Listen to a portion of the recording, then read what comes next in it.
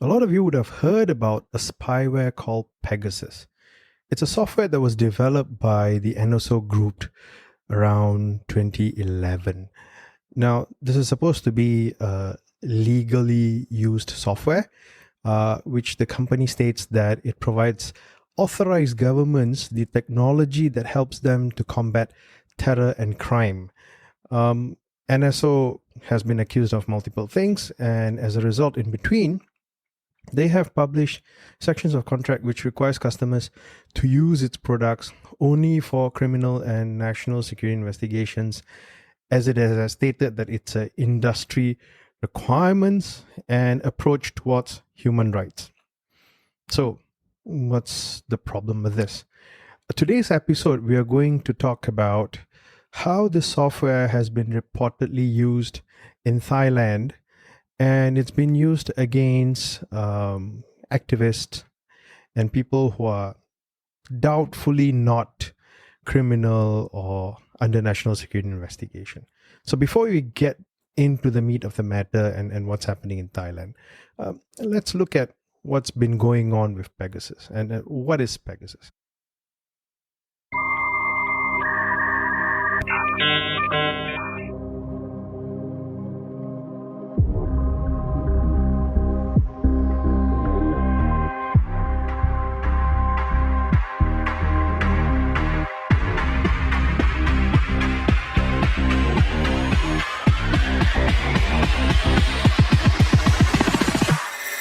Ladies and gentlemen, welcome to SecurityLAH Podcast, Season 2.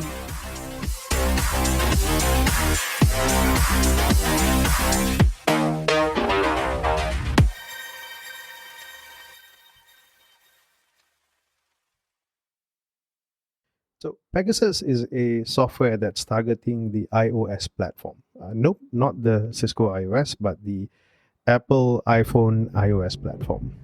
Yeah, that's a long story because Cisco originally owned the trademark iOS and eventually Apple bought it over for their product. So now, referring specifically to the Apple iOS, the original exploitation was identified somewhere around August 2016. And Arab human rights defender Ahmed Mansour received a text message promising about quote unquote secrets on torture that's happening in prisons in UAE by following a link. Mansour sent the link to Citizen Lab, which is located in the University of Toronto, which investigated, together with the collaboration of Lookout, to find out if Mansour had followed the link, it would have jailbroken his phone, implanted a spyware into it in a form of social engineering. So they've discovered that that particular link exploited 3 previously unknown and unpatched vulnerability. Essentially, it's a 0-day vulnerability in iOS. According to the analysis, the software can jailbreak an iPhone when a malicious URL is opened. So the software installs itself, collects all the communication information, location, and all other things that you can find within the device. You can even collect Wi-Fi passwords. They noticed that the software code referenced an NSO group product called Pegasus in a leaked marketing material. So Pegasus had previously come into light from a leak from hacking team, which indicated that the software has been supplied to governments of Panama in 2015 and a whole lot of governments, even around Southeast Asia, when the leak was discovered. So naturally, Citizen Labs and Lookout notified Apple security team, and they patched the flaw within 10 days and released an update for iOS. The patch for macOS was then released 6 days later. So did it stop there? Obviously not. There were several lawsuits that was outstanding in 2018 claimed that NSO Group had helped clients operate software and therefore participated, that means became part of the people who did all of these violations and human rights initiated by clients. And 2 months after the murder and the dismemberment of a Washington Post journalist, Jamal Khashoggi, a Saudi human rights activist in the Saudi Arabian consulate in Istanbul, Turkey. Saudi dissident Omar Abdulaziz, a Canadian resident, filed a suit in Israel against NSO Group, accusing the firm of providing Saudi government with surveillance software to spy on him and his friends, including Jamal Khashoggi.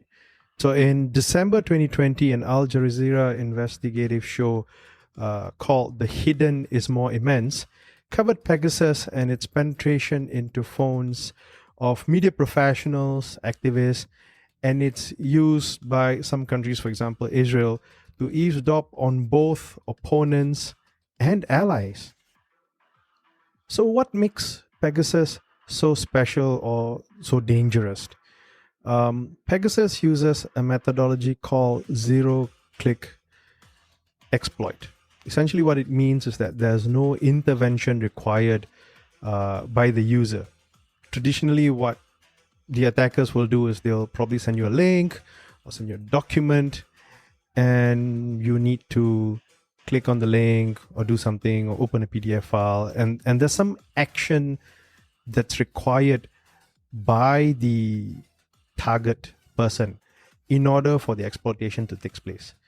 But specifically for Pegasus, what we notice is that you don't even need that. So for example, there was a vulnerability that leveraged on iMessage, and there was a demo that was done where a brand new phone was taken out of the box, and once it got turned on, went live, as in got connected to the carrier, exploitation happened, and immediately all the details and the data that's available on the phone is now available through this platform.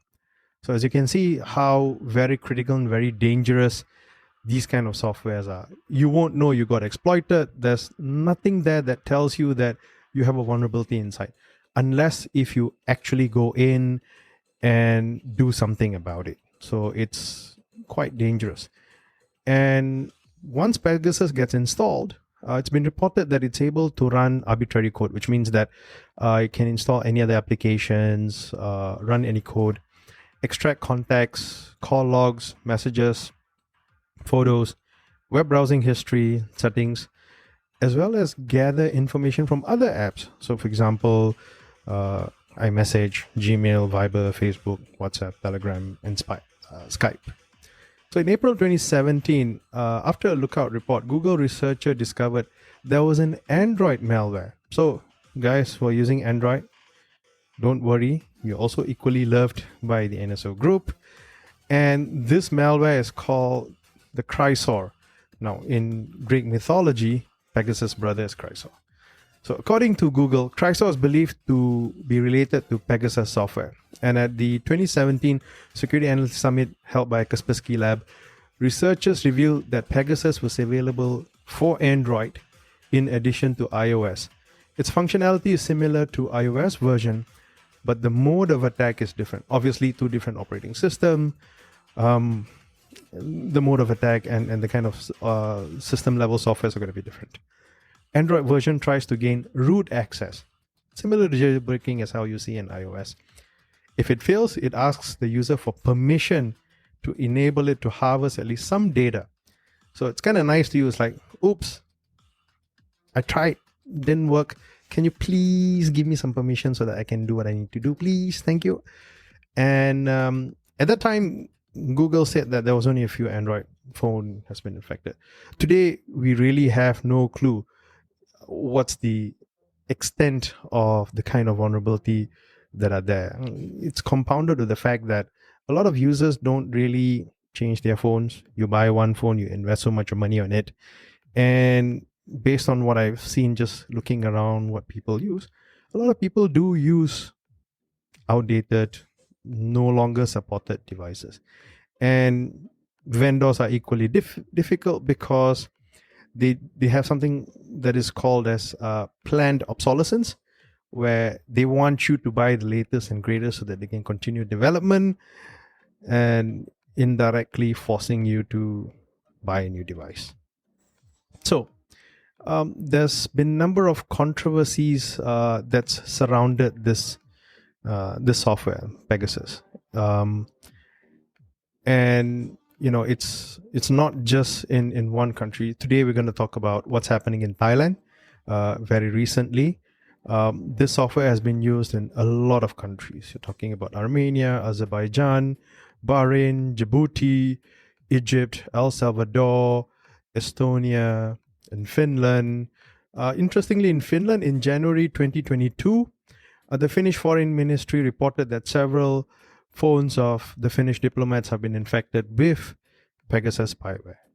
July 2021, Le Monde reports that President of France, Emmanuel Macron, and 14 ministers were flagged as potential Pegasus targets for Pegasus spying by Morocco. Of course, Moroccan authorities denied using Pegasus and labeled the allegation as unfounded and false. Germany had the same issue. Ukraine, India, well, quite a fair bit of Pegasus usage in India was revealed. In late 2019, Facebook initiated a suit against NSO, claiming that Pegasus has been used to intercept WhatsApp communications of a number of activists, journalists, bureaucrats in India, leading to an accusation that Indian government was involved. 17 individuals, including human rights activists, scholars, and journalists, confirmed to an Indian publication that they had indeed been targeted. So, as you can see, that's a lot of countries that's been involved, and this issue is not just going to go away that easily. And the reason why it blew out of proportion was, of course, the murder of Jamal Khashoggi, the Washington Post journalist. There's a few others. For example, the assassination of the journalist Cecilio Pineda Birtro. Cecilio is a Mexican freelance journalist who was assassinated by a hitman while resting in a hammock by a car wash. Oh my God. There was a hammock at a car wash? Nah, I want to sit there, but I don't want to get assassinated. So Brito has been reporting the ties between local politicians and criminal organizations and had received anonymous death threats during the weeks preceding to the assassination. And about the same time, his phone number was selected as a possible target by the Pegasus surveillance by the Mexican Pegasus client.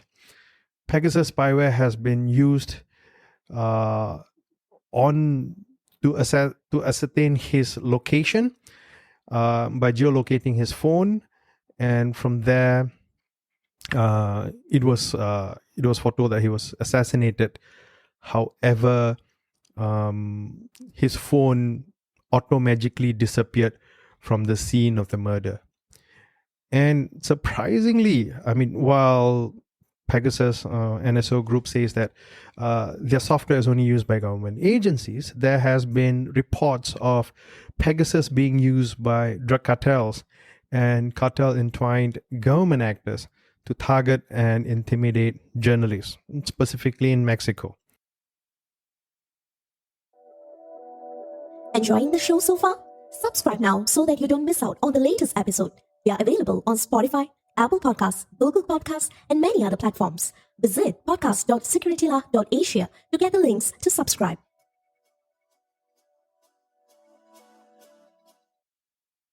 So, a lot of very interesting use of this, supposedly for legal use only, but it's been used a lot.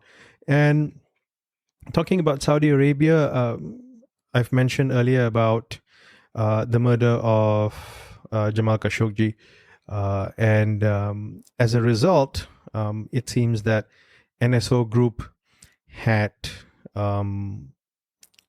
decided no longer to serve Saudi Arabia. In December 2018, specifically, a New York Times investigation concluded that the Pegasus software played a role in Khashoggi's murder, with a friend of Khashoggi stating in a filing that Saudi authorities had used the Israeli-made software to spy on the dissident. NSO CEO stated that the company had not been involved in the terrible murder, but declined the comment that he had personally traveled to Saudi capital Riyadh for a $55 million Pegasus sale. So there's a lot of very interesting conundrums happening in this. Now, the one that was quite interesting to me personally was that Pegasus was also used to spy on Jeff Bezos. Surprise, surprise. And everyone knows Jeff Bezos is the CEO, former CEO of AWS. This happened after Mohammed bin Salman, the Crown Prince of Saudi Arabia, exchanged messages with him that exploited the then unknown vulnerability in WhatsApp. So it seems to me that NSO Group actively researches on unknown vulnerabilities in order for NSO to use it together with their Pegasus malware. The last issue that was covering NSO, Pegasus, and a New York Times correspondent who was covering the Middle East, Ben Hubbard, revealed in October 2021 that Saudi Arabia had used NSO Group's Pegasus software to hack into his phone. Hubbard was targeted repeatedly over a 3-year period between June 2018 and June 2021 while he was reporting on Saudi Arabia and writing a book about the Saudi Crown Prince, Mohammed bin Salman. Hubbard was possibly targeted for writing the book about the Crown Prince and his involvement in revealing the UAE's hacking and surveillance attempt of Project Raven. Saudis attempted to peek into Hubbard's personal information twice in 2018, one through a suspicious text message and the other through an Arabic WhatsApp message inviting him to a protest at a Saudi embassy in Washington. 2 other attacks were launched against him in 2020 and 2021 using the zero-click hacking method. Lastly, on June 13, 2021, an iPhone belonging to Hubbard was successfully hacked using the force entry exploit. Citizens Lab said in high confidence that the 4 attacks were attempted using Pegasus. So now we've covered extensively about how Pegasus has been used all over the world and specifically in some instances in the Middle East. So let's look at what's happened around the region. Now, before jumping into the region, let's see what's going on with NSO itself. Now, in the United States, the government has blacklisted NSO for actions contrary to the foreign policy and national security interests of the United States of America. This software creator is also facing multiple legal actions or criticism from other global tech companies, such as Microsoft Corporation, Meta Platforms, owner of Facebook, WhatsApp, and Instagram, Alphabet Incorporated, which is Google, and Cisco Systems. WhatsApp claims that senior state officials, journalists, human rights defenders, and activists were amongst 1,400 individuals targeted by governments using NSO spyware in 2019. So as I mentioned earlier, NSO suspended its business with Saudi Arabia in April 2019 following allegations that Pegasus was used to track and kill that journalist months before he was assassinated in the Saudi consulate of Istanbul.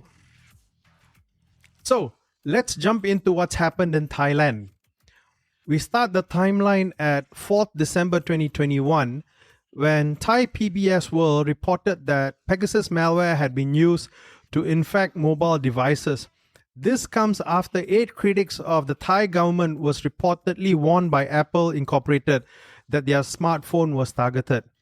Those reportedly targeted in Thailand include the human rights lawyer and activist Arnon Nampa, rap against dictatorship musician Dekathon Hok Bamrungwan, academic Prajak Krong Kiriti, and Yingchip Atchanont from the pressure group iLaw. The timeline then moves down to 17 July, very recently, when Citizen Labs announced key findings whereby they've discovered an extensive espionage campaign targeting Thai pro-democracy protesters and activists calling for reforms in the monarchy. Citizen Lab forensically confirmed that at least 30 individuals were infected with NSO Group's Pegasus spyware. The observed infection took place between October 2020 and November 2021. The ongoing investigation was triggered by a notification sent by Apple to Thai civil society members in November 2021. Following the notification, multiple recipients made contact with the civil society groups, including Civil Labs. The report describes the result of an ensuing collaborative investigation by Citizen Labs, Thai NGOs SecurityLAH, and Digital Reach. A sample of the victims were independently analyzed by Amnesty International Security Labs, which confirms the methodology used to determine the Pegasus infection.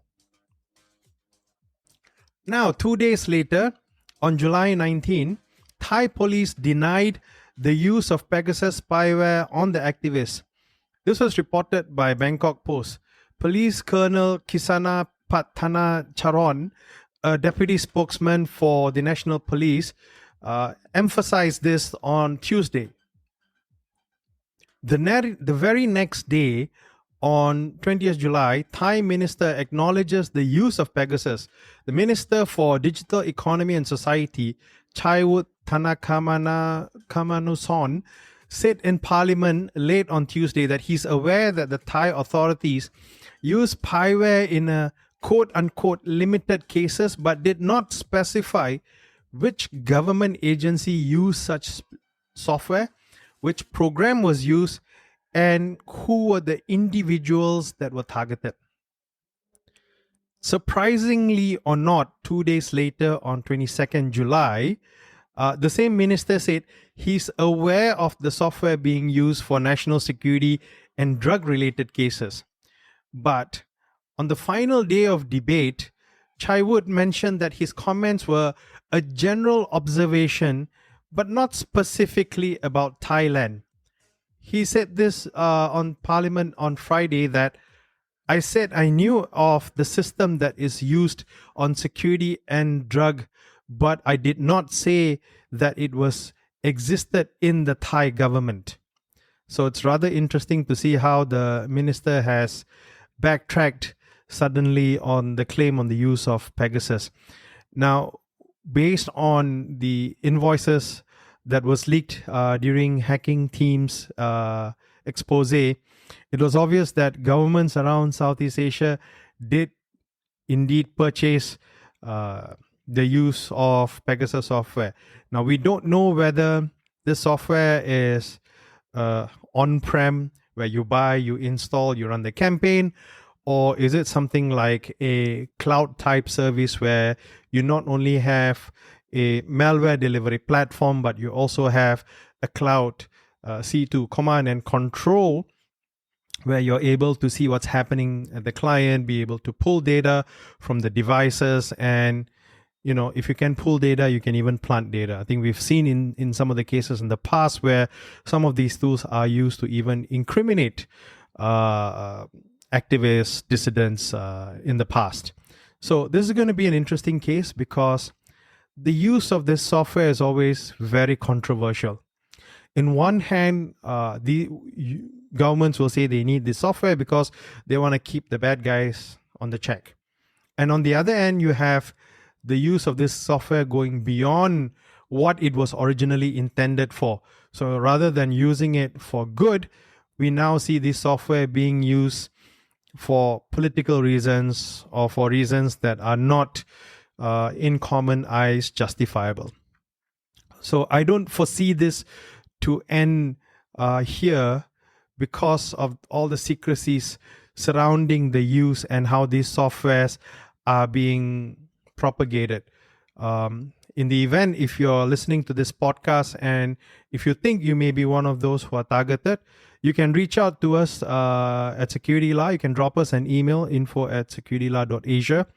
And we have security experts in the panel who's able to help you forensically identify if you have any of these issues. Now, most of these services are usually paid service, but in the interest of general public, I'm sure we can arm twist some of our good friends in the technical side to do a public service. So if you have anything that you'd like to know more, or if you believe that you may be a potential target for these kind of malware, get in touch with us and let's see what we can do. And until we meet again, have a good day.